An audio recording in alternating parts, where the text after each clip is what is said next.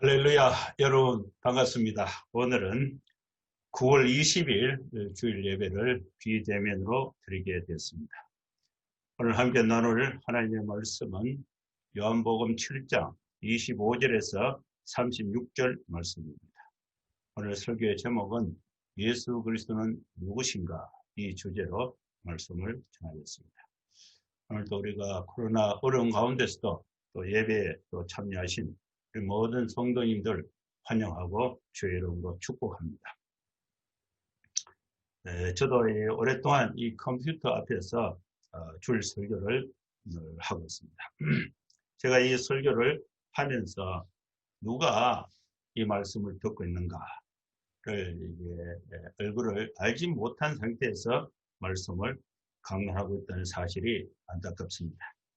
물론 우리 교회 모든 성도님들은 다 예배에 참여하셔서 이 말씀을 들을 줄로 믿습니다. 그렇지만은 이 설교를 하고 있는 이 순간은 컴퓨터 화면만 눈에 보입니다. 내가 대화를 할 때에, 또 우리 사람들이 대화를 할 때에 상대방이 누구인지 알고 대화를 하는 경우, 또 그렇지 못하게 모르고 또 대화를 하는 경우, 그것은 이 소통의 차이가 많이 있습니다. 19일 토요일에 그 결혼식이 있었습니다. 신랑 신부가 이렇게 몇 주 전에 찾아와서 결혼을 주례를 부탁해서 제가 이 기쁜 마음으로 축복하고 주례서를 통해서 말씀을 전했습니다. 결혼식장에 가니까 하객들이 많이 왔어요. 근데 식장 안에는 50명 밖에 들어갈 수 없어요. 이 제한, 코로나 2.5 단계로 제한이 됐습니다. 그래서 많은 그 하객들이 잔디밭에 이렇게 모여서 결혼을 축하하고 그랬습니다. 결혼 예식을 시작하기 조금 일찍 가서 또 기다리고 있는데, 또 예식 후에, 예식 전에 또 여러 사람들이 제게 와서 인사를 했어요. 근데 모두 이제 마스크를 착용하고 그 상태에서 인사를 하니까 대부분 다 그 우리 나사렛딸, 우리 시신 형제 자매들이. 근데 저는 이제 오래돼서 잘 모르고, 또 우리 형제 자매들은 저를 알고 와서 인사를 해요.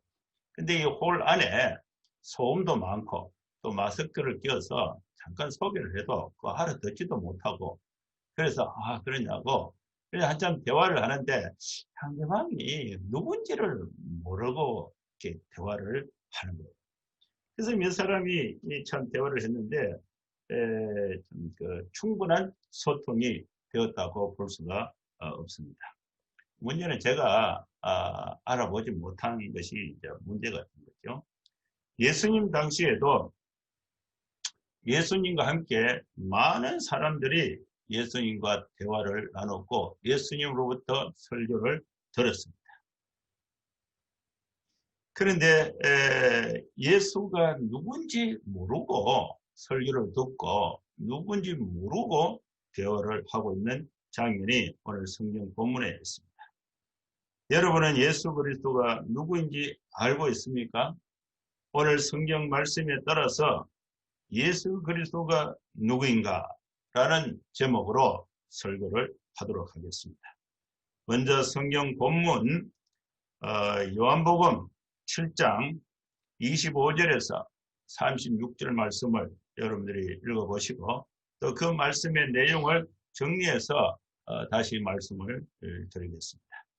25절에서 27절 말씀에는 그때에 이 예루살렘에 있는 몇 명의 사람들이 예수님에 대해서 말을 했습니다. 유대인들이 죽이려고 하던 이 사람이 바로 예수라는 이 사람이 아니냐. 그런데 지금 유대인들이 예수를 죽이려고 하는데 어떻게 예수라는 사람이 담대하게 공개적으로 예루살렘에서 마음껏 얘기를 해도 되나? 또 막는 사람이 왜 없나? 이렇게 이제 의문을 가진 것입니다. 그래서 이 유대인들은 예수가 어디서 왔는지 알고 있다고 스스로 생각했습니다. 유대인들이 알고 있던 예수는 목수의 아들로서 나사렛에서 왔다고 모두 알고 있었습니다. 그러나 그러면 예수는 메시아가 아닌 것으로 유대인들은 알고 있는 것입니다. 왜냐하면 메시아는 어디서 오는지 아무도 모르게 오는 것이라고 알고 있기 때문에 그렇습니다. 28절에서 29절 말씀에는 예수님께서 성전에서 크게 외치며 사람들에게 가르쳤습니다. 너희는 내가 누구인지 내가 어디서 왔는지 안다고 생각하고 있는데 너희들이 알고 있는 것은 예수님 자신에 대해서 잘못 알고 있는 것이다. 이렇게 예수님이 말씀을 하신 것입니다. 이 말씀을 정리를 해보면 나는 당신들이 생각하는 곳에서 오지 않았다. 내 마음대로 내가 하고 있는 일은 내 마음대로 하는 것도 아니다. 나의 진정한 출신, 나의 근원은 나를 보내신 분이 나의 출신이고 나의 근원이다. 그런데 여러분들은 나를 보내신 분을 전혀 알지 못하고 있다. 하지만 나는 나를 보내신 그분께로 왔기에 그분을 알고 있다. 그리고 왜냐하면 그분이 나를 여기에 보내셨기 때문에 그렇습니다. 이 말씀을 예수님이 이제 공개적으로 하신 것입니다. 30절에서 31절 말씀은 예수님께서 하신 이 말씀을 듣고 유대인들은 예수님을 체포할 계획을 했습니다. 아무도 예수님을 체포하려고 손가락 하나 대는 사람도 없었습니다.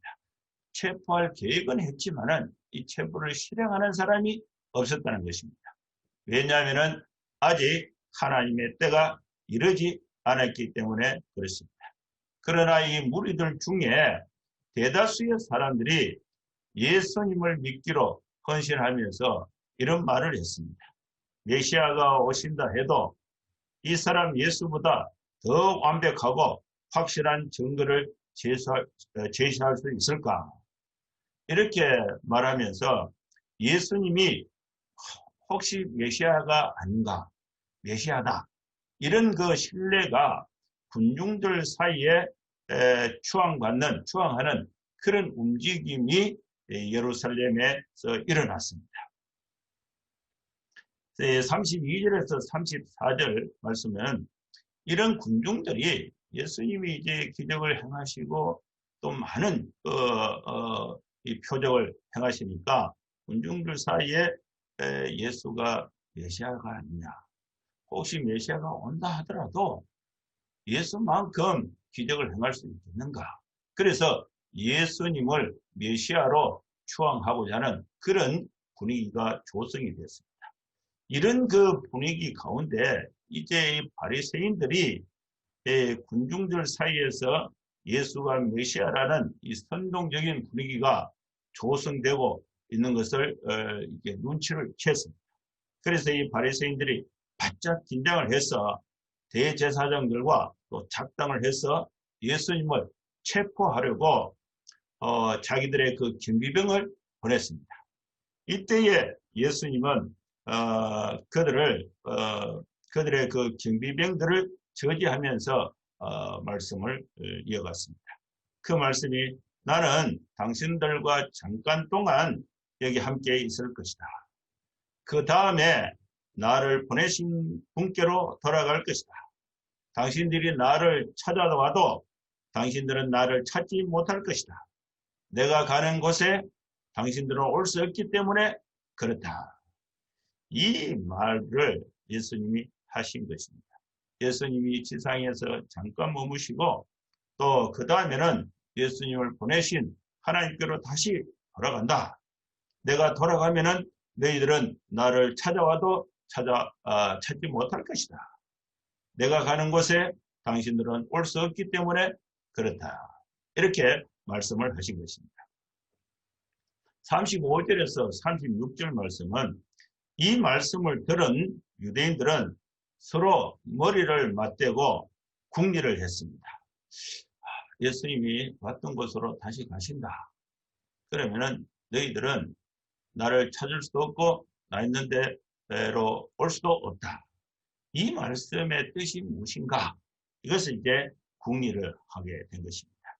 우리가 찾지 못하는 것으로 간단히 어딜 간다는 것냐에 대한 의문을 가졌고, 혹시나 헬라 지방에 사는 이 디아스포라 유대인들을 가르치러 간다는 말인가? 이렇게도 상상을 해봤습니다. 무리들이 나를 찾아도 찾지 못할 것이다. 내가 가는 곳에 당신들은 올 수 없다라는 말이 도대체 무슨 뜻인가에 대한 그런 의문을 가졌습니다. 이 말씀이 오늘 우리가 나눌 하나님의 말씀 본문이 되는 것입니다. 이 말씀을 오늘 본문을 해서 말씀을 증거하고자 합니다. 예수님은 메시아로서 천국 복음을 선포하고 그 선포를 증명하는 표시로서 기적을 행하시면서 하나님의 말씀을 증거했습니다. 복음을 증거했습니다. 그런데 사람들은 예수님을 알아보지도 못했고 나사렛 사람 목수의 아들로 예수님을 알고 그렇게 예수님을 대하고 있는 것입니다. 예수님은 어디에서 왔는가? 누가 예수님을 보내셨는가? 예수가 하는 일은 무엇인가? 예수는 어디로 돌아가는가? 왜 사람들은 예수에게로 가지 못하는가? 그러면 예수 그리스도는 누구신가? 여러분, 우리는 예수님을 바로 알고 바로 믿음을 가져야 합니다. 예수 그리스도는 인류 역사상 가장 큰 영향을 끼친 분이십니다. 예수 그리스도의 복음이 전해진 곳에서는 어디에서나 커다란 변화가 일어났습니다. 도둑놈이 착한 사람이 되었습니다. 병자가 치유함을 받았습니다. 절망 가운데 있었던 사람들이 예수님을 만나고는 희망과 소망을 가지고 새 힘을 얻었습니다. 이 예수 그리스도는 누구십니까? 구약 성경은 오실 메시아이신 예수님의 탄생에 관한 기사가 450회 이상 예언되어 있습니다. 이 세상 어떤 사람도 문서적으로 예언되어서 그 예언의 성취로 태어난 사람은 아무도 없습니다. 예수님은 자기가 하나님의 아들이라고 친히 주장을 했습니다. 예수님은 하나님 아버지와 나는 하나이다고 하나님과 같다고 동일하다고 주장했습니다. 이 말씀이 사실이라면 우리는 예수님을 하나님으로 믿어야 합니다. 이 말씀이 사실이 아니라면 예수님은 거짓말쟁이가 되고 하나님의 이름으로 사기친 사기꾼이 되는 것입니다. 여기서 우리는 예수님에 대해서 둘 중에 하나 양자택일을 해야 하는 것입니다. 예수님은 죄가 하나도 없고 죄를 알지도 못했습니다. 예수님은 한 번도 미안하다거나 잘못했다는 후회한다거나 고백을 한 일이 없습니다. 그는 배반한 가룟 유다도, 그를 예수님을 배반한 가룟 유다도, 또 예수님을 십자가에 못 박은 빌라도도 예수님에 대해서 죄가 없었음을 선언했습니다. 그러면 이 예수 그리스도는 누구십니까? 예수 그리스도는 모든 사람들을 위하여 십자가에 죽으셨습니다. 예수 그리스도는 죽음에서 3일 만에 부활하셨습니다. 우리가 믿는 기독교는 예수가 부활하셨다는 이 역사적 사실 위에 서 있는 것입니다.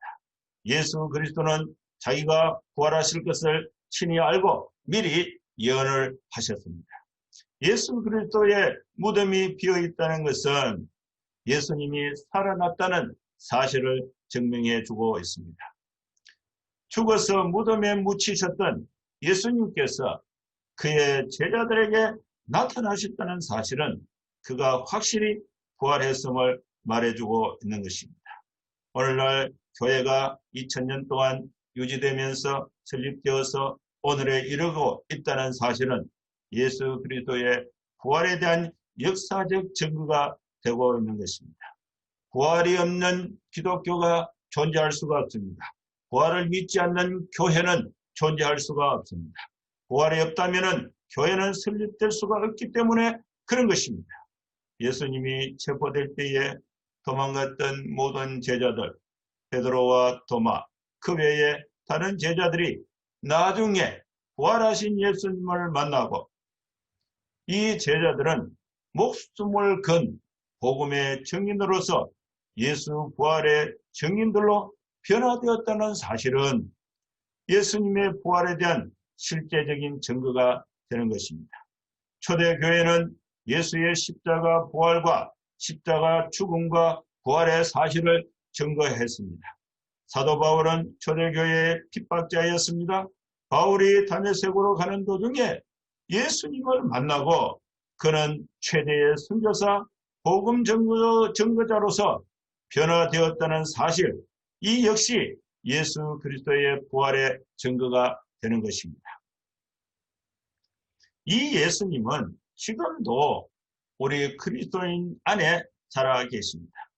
예수는 우리의 중심에 오셔서 우리를 통해서 우리 자신의 삶을 살기를 원하십니다. 예수 그리스도는 살아계신 교회의 머리이시며 교회는 그의 몸이 됩니다. 그리고 우리 모든 성도들은 예수님의 몸에, 예수님의 교회의 머리에, 교회의 몸에 우리 성도들은 지체가 되는 것입니다. 예수님께서 성천하실 때의 그 모습 그대로 다시 오시겠다고 약속을 했습니다. 예수 그리스도의 재림은 그리스도인의 가장 큰 소망이 됩니다. 예수님은 모든 사람이 눈으로 볼 수 있도록 부활하신 몸으로 다시 오십니다. 사망을 멸하시고 믿는 자의 구속을 완성시키기 위해서 예수님은 반드시 약속대로 재림하십니다. 이 예수님은 우리 인간에게 줄 수 있는 네 가지 놀라운 선물이 있습니다. 우리가 예수님을 진실로 믿을 때에 우리는 예수님으로부터 네 가지 놀라운 선물을 받을 수가 있습니다. 우리는 이 예수님을 바로 알고 바로 믿을 때에 이러한 놀라운 선물을 받을 수가 있는 것입니다. 첫째로 오직 예수님만이 사람의 죄를 용서해 줄 수 있는 능력이 있습니다. 성경은 모든 사람이 죄를 범하여 하나님의 영광에 이를 수 없다고 말했습니다. 이 세상에 그 어떤 사람도 스스로 노력해서 자신의 범민과 갈등과 죄를 해결하고 또 영생과 기쁨이 있는 하나님의 나라로 갈 자가 아무도 없습니다. 사람은 스스로 자기의 길을 택한 결과로 하나님과 분리되어서 죽게 되었습니다.